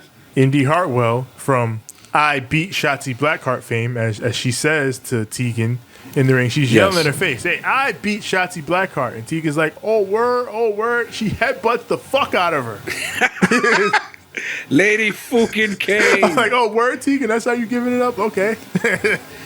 You know. But that's the thing, we know about her, bro. Yeah. It's not like we don't know this is what she does. Yeah, she get down when it's time to get down. Exactly. I like her, bro. Yeah, Tegan is cool. I like Tegan. Yeah. But Indy, she gets a short burst. She looks pretty good in this match. But Shiniest Wizard gets the dub for Tegan to showcase Facts. for her. Today 'twas the Shiniest Wizard. Yeah, it was the shiniest of all the wizards today. She was looking cool out there, man. She looked badass, man. She looked like she could knock some heads off. And I like that about her. I've always liked that about her, where it's like, there's this thing about her where she kind of just looks like regular. Yeah. And then she gets in that ring and you see her just like wow you. And it's like, whoa, I was not expecting that. And it's like, that's what it is about her. You don't expect it, but then she ends up being great. Yeah. But next week, we got another triple threat to, I guess, determine Lumis' replacement. That Kush, he in here. Tevin, I guess something I want after that. And then he takes on Cameron Grimes, and then the opponents to be determined. And then after that, one of the men that was killed by Cross was Danny Burch. Yeah, Danny Boy. You don't kill Danny Boy and get away with that shit. He coming for you next week, Cross. He coming for you. He gonna fuck you up. Yo, we was just talking about this last week. Our boy Danny. We wanted Danny Boy. Here he is. I'm happy. Danny Boy. I'm glad. When I was looking through the shit, I'm like, yo, who did Cross kill? And then they showed it later. I'm like, oh, he killed Danny? Nah, Danny got to get revenge. Yeah, Danny gonna murder that motherfucker. You know how he fight? Danny don't play that. I need that freaking triple threat match, bro. Danny, Oni, Thatcher. Murder. Make it happen. Just, freaking, I wish, damn, what was this dude's name? Who? Fucking Gulak. Oh. Yeah. Where is Gulak? Oh, he's on SmackDown, right? He's on SmackDown doing nothing. Oh, damn. Well, he's not doing nothing. They're giving him a whole bunch of airtime. They're giving him matches with a whole bunch of people, which is good. Yeah. Because you know that's probably Daniel Bryan in the back. Like, yeah, that's my boy. Can you believe? Let's not even right? get into it. Every time I think about it, like, you got D. Bryan creative just like, I'm going to use my boys. Right? Like, freaking AJ Styles versus, who was it, Grand Metalik? Jesus. Yeah. What? Fucking. It was great. It was fucking great. It's just like, what? This dude. Random. Yeah. Who was like, he won't even make it in WWE. Is over now here writing scripts and shit. What? What is Daniel Bryan, bro? Like, yo, he's like the old. Yo, he is the breaker of all trends. He is the destroyer of all stereotypes. This man transcends life, my nigga. It's insane. This dude is immortal, son. Daniel Bryan, ladies and gentlemen. I don't know how he does it. He just does. It's incredible. Fucking, he's battled injury, and he retired, son, and he came back. They said he would never make it. Not only did he get himself over, but then he made it. He became champ. He had a movement. He did all of it. And when he faced a career-threatening injury, he retired and somehow still came back. And he was still as fucking GOAT as he always was. And now he's writing for the fucking company. Daniel Bryan, ladies and gentlemen. Daniel Bryan.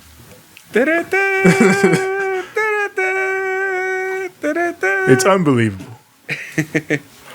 So that takes us to the main event of this show. For the NXT Tag Team Championships, Imperium defend against the Undisputed Era.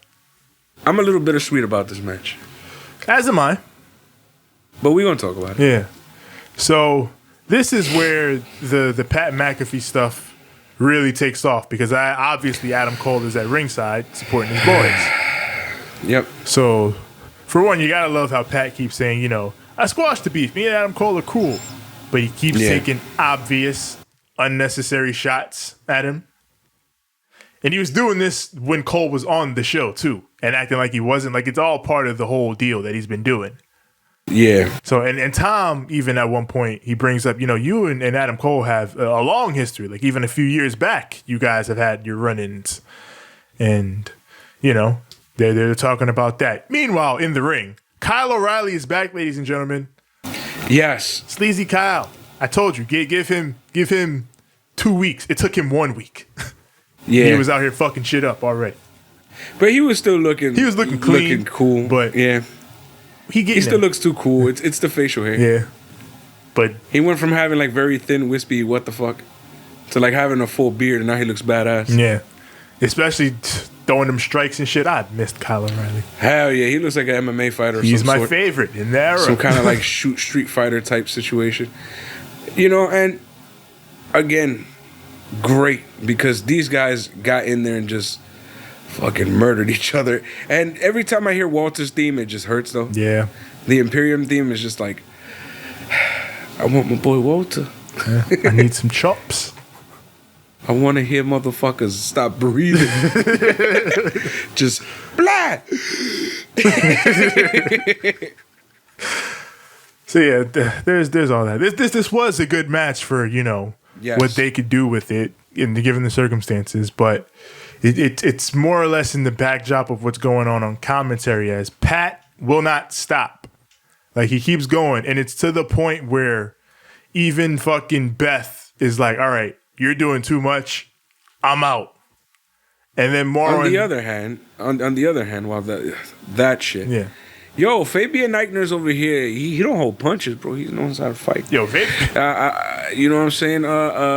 It was scary, bro. He's throwing fists, and then Kyle O'Reilly, he don't hold back. He can kick a motherfucker 12 days to Sunday. You know what I'm saying? They just had a fight. Fabian Eichner and Kyle O'Reilly. Yeah. He just had a fight. It was great. Yeah. And I would love to see some more fighting, but continue. Yeah, Pat. So yeah, Pat pisses off Beth, and Beth has got to go. So then even Tom and Mauro are like, "Well, come on now, Pat. You kind of doing too much over here." And then Pat the whole time is like, "What? I'm joking. And then Cole at ringside keeps looking over at the table. Every time Pat says something, Cole looks over at it. And eventually Cole goes over like, "Hey, Pat, I can hear everything you're saying. I thought we talked about this shit. I thought we squashed it. Chill out."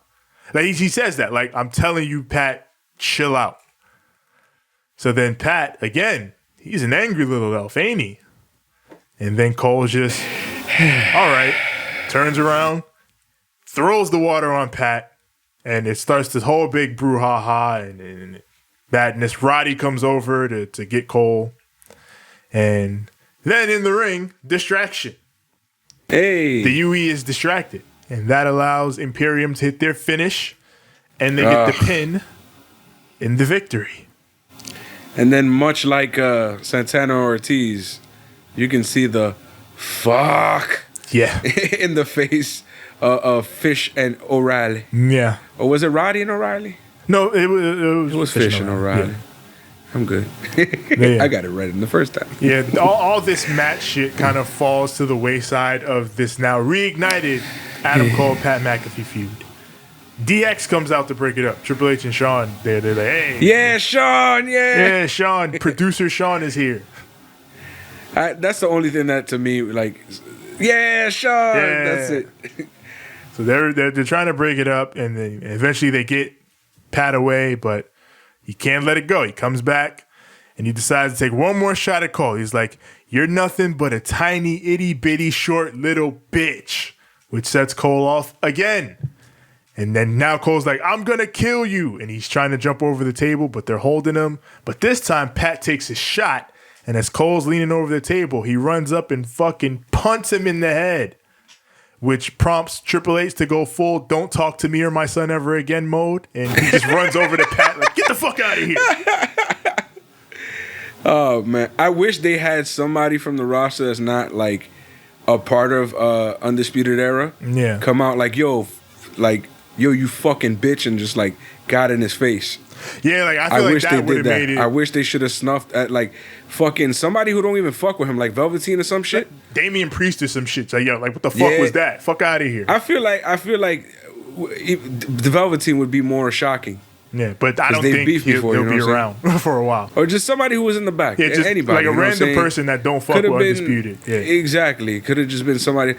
To be honest, Bronson Reed, since he was seen going in his car, like something that would like make it feel, all right, you want to break kayfabe, do something that's going to look like it's breaking kayfabe. So like somebody who has nothing to do with these dudes, like, yo, what the fuck is your problem? Fucking bitch, you want to fight? And then just throw hands with the dude. You don't just have a dude hit a wrestler and then fucking, oh no, get him out of here. Yeah, get him out. No. If it was me and I just see my boy get hit by somebody that's not a part of our squad, our locker room, our shit, like you ain't even part of this industry, you piece of shit, I'm coming out there and punching you in the fucking face. You know what I'm saying? I mean, I know that would take a little bit of the heat off, but that's what you want to do to make it feel real, you know what I'm saying? It would have been a lot more intense. Yeah. I guess I would have like a pull apart or something between a guy from the back or something. I liked this stuff. I like the Cole McAfee stuff just because I like how they're selling it and everything. I guess my problem with it is I don't like that it turned a championship match into a background event. That's not NXT style. They don't do that usually. And he was talking all through the big dog. Wait, was it the big dog? Oh, no. No. Lady Kane. Yeah, he was talking all through Lady Kane and fucking what's her name? Indy Hartwell. Yeah. Yeah, there you go. Indy Hartwell. And he was talking through that entire match, and I'm just over here like, why, bro? Like, just shut the fuck up. Like, I'm trying to watch my wrestling. I'm sorry. You know, and yeah, it gives heat on him, but it gives him the wrong type of heat for me. Huh. Because me, I'm just like, yo, get this motherfucker out of here, bro. You know? Like, to me, it's not like, oh, I want to see him get his ass whooped. It's just, yo, get him out of here. I want to watch wrestling. Yeah, I guess it's a thing they're trying to play up. This is a real controversy. Like, this came off of the real show that happened, and they really tried to squash it, and now it really broke down. So I get them trying to sell the angle, but even you yourself said it from like off rip. This is an angle. Yeah. And I'm over here like, I didn't even hear. I hadn't heard about it.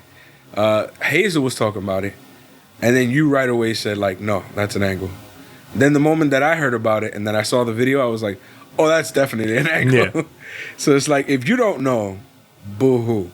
But if you wanted to make it feel like, no, it wasn't an angle, I would have done what I said, where it's like, you do every last little pointed detail that would make it feel like it's a real situation. Yeah. The cut in black right after somebody comes out and goes to clock him in the face, you know, it leaves a little bit of suspense, like, yo, what just happened? And then you'll hear it on all the websites the next day, you know?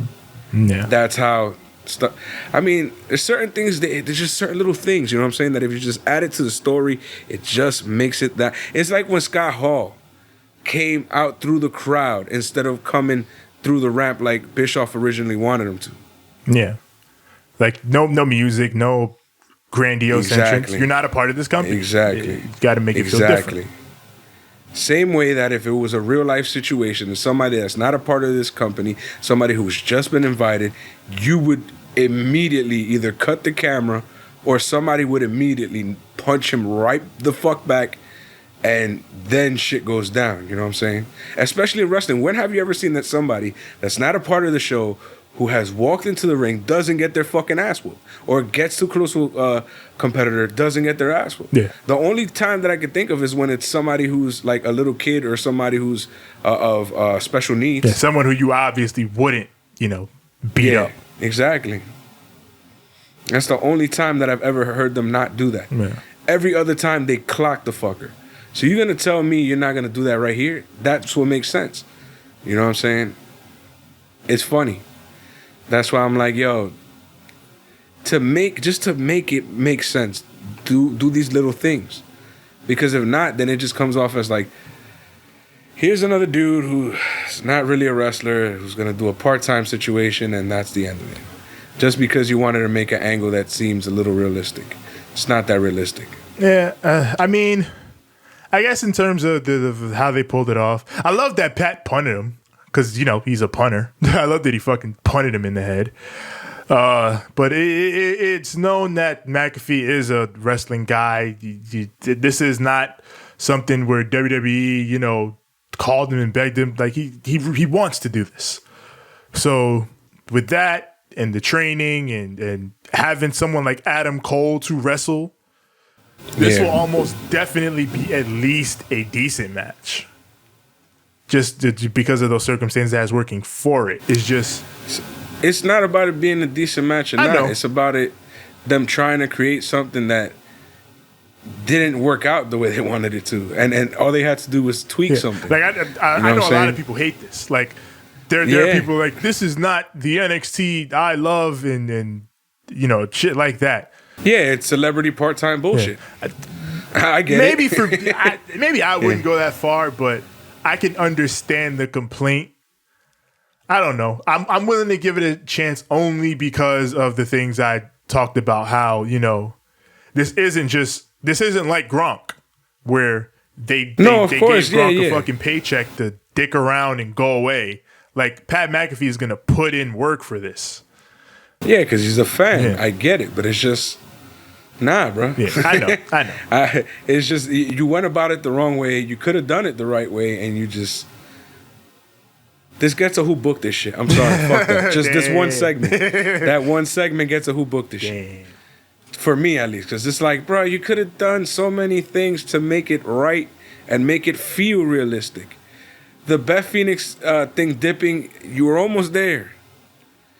But then it's just like Todd staying there and not being like, yo, come here, like, let's talk for a second.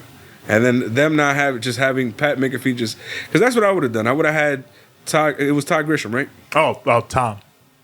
Tom Grisham, sorry. Tom Phillips. Tom Phillips? Yeah. Tom Phillips, sorry. What is wrong with me? Let me go back. All right. So I would have had Tom Phillips go after Beth. Yeah. Like, I would have him, like, legitimately go after her and be like, hey, hold on, let's talk about this for a second, because obviously this dude has offended her in some way. If you're my friend, regardless of professionalism, and I see that you're struggling with something and you're like, oh shit, and somebody that's a guest has offended you, I would honestly go talk to you and be like, yo, is everything okay, blah, blah, blah. You know, just because that's what you do. You know, it's your friend, you know? Yeah. And I'm pretty sure Triple H would have understood and been like, oh crap, like, this dude is out here doing something. Then, you know, it would have been like, all right, I'm going to go back because they sent me back out here, whatever type shit. Then, you know, they finish doing whatever they got to do. But it's just, I'm telling you, certain little details, just fine details that would make it feel just that much more realistic. Yeah, I can understand the feel about it, and I don't know. This is the angle they went with. Yeah. It wouldn't have been my first choice of angle, but they're doing it, and I guess they got no choice but to I'm making it sound like it's this albatross thing. It's not, but they made their choice of angle, and they're working with it as best they can. So, I don't know. I'm just like, this is bollocks. I'll watch it. I'll watch it. We'll see what happens. I'm straight up here just like, whatever. Yeah. It's no offense to Pat McAfee or whatever. It's just, it's the way that they're telling the story that I don't like. Yeah, because like, it's not even like Pat McAfee is new to WWE television. He's not. He's been on here on their B shows and C shows. And he's been around. He's a part of the WWE extended family. So he's a WWE character for all intents and purposes. It's just it's a new take on him now that he's turning heel and feuding with Adam Cole. But even in those things, I didn't like too much the character because he's just an internet troll. Yeah, basically. And it's like, not you know? Yeah. It's like, I don't want you in my real things. Go away. You know, and that's how they portray him, you know, like him wearing the shorts and him being all wacky and all whatever. Like, that's how they portray him on WWE. Yeah. And it's like, I don't like it, you know? I just don't. And then now they're doing this angle, and instead of making it actually, because that's what they're going for. They want something that's a little more realistic. So then go the full realistic feeling route. You know what I'm saying? Go all the way. If you're going to do it, do it. And that's what pisses me off about WWE in general. Like main roster and NXT. Sometimes they don't go all the way, and it's like, it's almost there, but you're just missing that one more step. That's the show. NXT, solid story building show headed toward TakeOver 30. Yeah, mostly just story building and things of that nature. Yeah. Still trying to set up that card. Now we have our big attraction match, I guess. Mm-hmm. Cole and McAfee on top of a title match, Dakota and Io. So we got our card forming there. It looks like it's going to be a good show, and you know. That was the Wednesday Night War. Yep. It was a thick 2 shows. Yeah. And it was something that I guess because I watched both of them at the same time. Yeah. was like a tad bit overwhelming. Yeah, I can imagine watching shows like this at the same time. It's probably overwhelming. Yeah, and it's just like so much going on. But it was still good because of it, you know? I mean, my only nitpick is just that whole situation with Adam Cole and Pat. Like, no. First of all, don't ruin my matches because I will whoop your ass. Yeah, that's my primary beef with it. If you're going to do that, go ahead. But that's not your style, NXT. You don't, your matches mean something. They usually do anyway. So, and this was a title match. So, yep. Yeah, I wouldn't do that again. And then on top of that, it was a damn good one. Yeah. And then you just ruined it. You ruined it. It's ruined. Yeah. We don't do that around here. That's the reason why I really get to who booked this shit. Yeah. It's because it's you, and I hold you to a higher standard. Yeah. You heard NXT? I hold you to a higher standard. I hold you and AEW to a higher standard. And when you do bullshit like this, you're gonna get a who booked this shit. I done did it. I done did it to yourself. That whole segment, who booked this shit? Yeah, I haven't heard that in a while since I left those damn red and blue shows behind in the void. And you're bringing it back, NXT. Don't do that to me. Don't do it to me. There's sometimes I felt like giving it to AEW too, so don't worry. You're gonna see. I'm gonna get a little more critical. Who books this shit for AEW? I've had some of those. Tevin, I want you to do a little something, and it's called telling them where to find us. Yeah. Ooh. You already know where to find us. Find us on Instagram at Ramblemania Show, also at Banter Club Podcast. Find us on Twitter at Ramblemania, Facebook.com/Ramblemania Show. Also find our group there, Ramblemania Show's Banter Club. All these places are where we are active and where the shit goes down. As far as audio goes, we're everywhere audio is found. That is Apple Podcasts, Google Podcasts, Spotify, Stitcher, SoundCloud, Anchor, TuneIn. Everywhere your podcasts are found, just search Ramblemania Show or Banter Club. The visuals, that is right here, youtube.com/Ramblemania Show. You can go to that little search box, search Ramblemania Show or Banter Club, and once you do, you know what to do. You click that subscribe button, you click that little bell, so that when we upload videos, it goes right to you. And then after that, you can follow me personally. That is TJ the Great One on Instagram, TJ the GR, the number 8, the number 1, and on Twitter, TJ the Great. That is TJ the GR, the number 8. It is simple as that. TJ the Great. Yeah. You can find me on Instagram at the number 6, the letter X, the letter L. That is at 6XL. You can find me on the Twitter at S_I_XX. Ain't I great? That is at SIIXX. You already. Tevin, we're going to have to leave him with a... Too sweet? Ooh. And a good fight. And a good night.